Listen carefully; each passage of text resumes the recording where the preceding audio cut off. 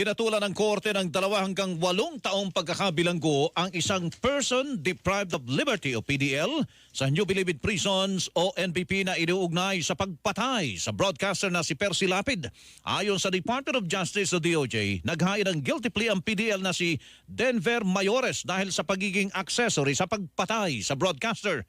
Ayon kay Las Piñas Regional Trial Court Judge Harold Huliganga, kinilala ng korte ang pakikipagsabuatan ni Mayores kay dating Bureau of Corrections Chief Gerald Bantag at Deputy Security Officer na si Ricardo Zulueta sa pagpatay kay Lapid.